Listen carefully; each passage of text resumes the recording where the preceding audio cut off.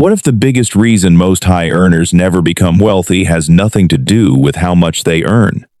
Not their salary, not their job title, not their industry. What if the real reason is something far more subtle, something that quietly gets worse the more money someone makes? Today we're going to break down exactly why so many people with high incomes end up with surprisingly little to show for it, and what separates the ones who actually build wealth from the ones who simply look like they have. There's a version of success most people recognize immediately. Nice car, new house in a good neighborhood, dinner at the right restaurants, vacations that look completely effortless from the outside. The kind of life that reads as wealthy to everyone looking in. But here's what nobody tells you. A significant number of people living that life are one missed paycheck away from real financial trouble. Not because they're irresponsible, not because they made one catastrophic mistake, but because somewhere along the way, without ever consciously deciding to, they started confusing income with wealth. These are not the same thing. Income is what comes in. Wealth is what stays, and the gap between those two things for high earners especially is often far larger than anyone on the outside would ever suspect. Here's the part that surprises most people. Research consistently shows that a significant portion of high-income households carry little to no meaningful savings or investments. People earning well above the national average, sometimes 2 or 3 times the median household income, frequently report feeling financially stretched and completely unprepared for anything unexpected. The income is real, the wealth isn't. And if you want to understand why that keeps happening, you have to understand one force that operates almost entirely below the surface of everyday decision-making. It's called lifestyle inflation. And it's far more powerful than most people realize. It starts small, almost invisibly. The first real salary increase feels significant, so the apartment gets a little nicer, the car gets a little newer, the weekend trips become a little more expensive. None of it feels extravagant. Each individual upgrade feels completely proportionate to the new income. Then the next raise arrives, and the cycle repeats. Economists call this lifestyle inflation. But that term doesn't fully capture what it actually feels like from the inside, because from the inside, it doesn't feel like inflation at all. It feels like progress. It feels like finally living at the level you always planned to reach once you were earning this kind of money. But here's where it gets interesting. Lifestyle inflation is almost perfectly self-concealing. As spending rises to match income, the paycheck still arrives, the bills still get paid, and everything appears fine.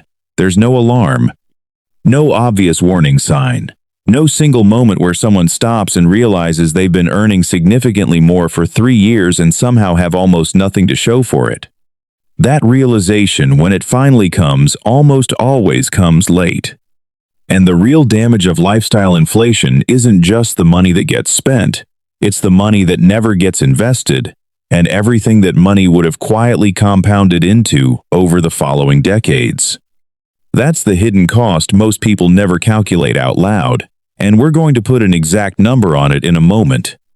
But first, there's a psychological force driving all of this that's worth understanding directly, because the math alone doesn't explain why smart, successful people keep falling into the same trap.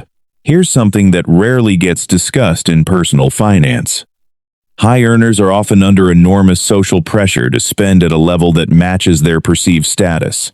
The neighborhood they live in, the colleagues they work alongside, the clients they entertain. Each environment carries an unspoken expectation about what an appropriate lifestyle looks like at that income level. And humans by nature are deeply shaped by the financial behavior of the people around them. When everyone in your social circle drives a certain kind of car, lives in a certain kind of home, and takes a certain kind of vacation, doing the same thing stops feeling like a choice. It starts feeling like the baseline, like the minimum required to belong. But this is where almost everyone gets it wrong. Most high earners assume that making more money automatically creates the conditions for building wealth. It doesn't.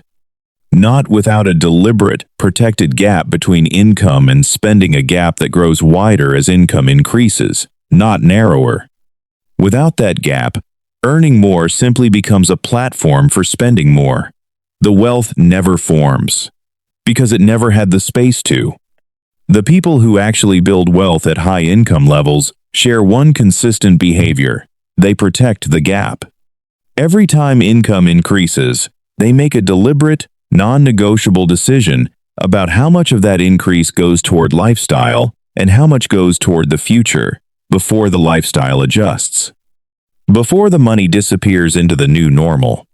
And the difference between doing that and not doing it, sustained over a 20 or 30-year career, shows up most clearly when you look at two people who started from exactly the same place. Both are 30 years old. Both earn $150,000 a year. Both are intelligent, hardworking, and fully intend to build wealth over time. Person A allows their lifestyle to expand with every raise. Nice apartment, newer car every few years, frequent travel, regular dining out. Life looks genuinely good from every angle. They invest occasionally when something is left over at the end of the month, but there's rarely much remaining. By 55, after 25 years of earning a strong income, their investment portfolio sits at roughly $180,000. Now here's the number that reframes everything. Over those 25 years, at $150,000 a year, Person A earned approximately $3.75 million in total income, likely more when raises are factored in. $3.75 million passed through their hands, and they built $180,000 in actual wealth. That's not a market problem. That's not a salary problem. That's a gap problem. The money arrived consistently, and almost all of it went right. Back out. Person B made a different decision. Not a dramatic one. Not a life of sacrifice or deprivation. Just a deliberate one. They chose to invest 20% of their income consistently every single month, regardless of what the lifestyle temptations looked like in any given moment. They drove a reasonable car, lived in a comfortable but not extravagant home, enjoyed their life, and protected the gap. At an average annual return of 8% over 25 years, Person B's portfolio grows to approximately $1.7 million. Same income, same starting point, same 25 years. The difference wasn't talent, it wasn't luck, it wasn't even dramatic self-discipline. It was one repeated decision about what to do with the gap between what came in and what went out, made consistently for decades. Here's the part that stays with most people.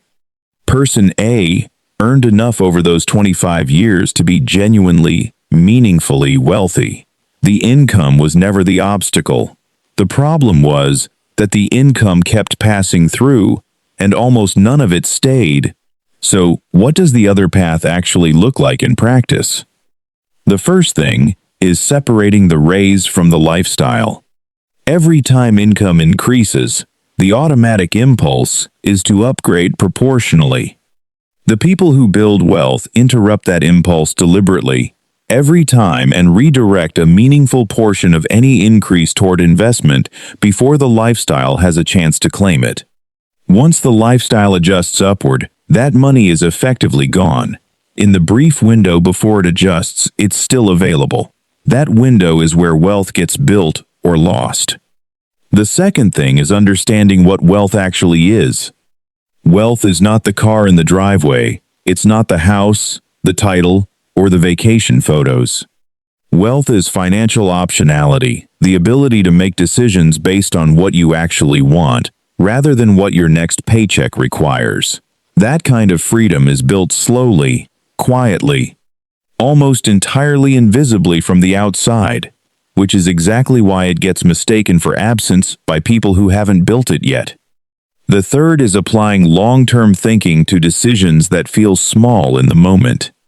The person who drives a $25,000 car instead of a $55,000 car and consistently invests the difference over 20 years doesn't just save $30,000. At historical market returns, that single repeated decision compounds into something far larger than most people ever stop to calculate. Small decisions, made consistently, become large outcomes over time. And the fourth, perhaps the most practical of all, is automating investment contributions, so the money moves before the lifestyle can claim it. When the transfer happens, the day the paycheck arrives before the money becomes available for anything else, the lifestyle builds around what remains. That single structural change removes the monthly temptation entirely. It converts a good intention into a guaranteed behavior, month after month, year after year, without requiring willpower every time. Here's what this all comes down to. The highest income in the room isn't always the wealthiest person in the room. Sometimes it's the person with the nicest car and the least financial security. The one whose lifestyle expanded in perfect step with every raise, leaving almost nothing behind, despite earning more than most people ever will. The biggest difference between high earners who build wealth and high earners who don't is almost never the income itself. What differs is the relationship between income and spending. Whether that gap is protected deliberately or surrendered gradually, one reasonable upgrade at a time, until the income and the lifestyle are perfectly matched and there's nothing left to build with. Wealth doesn't come from earning more than everyone else. It comes from keeping more of what you already earn consistently, patiently, for long enough that compounding can do the work that no single paycheck ever could. Your future self doesn't need a higher salary. It needs a protected gap.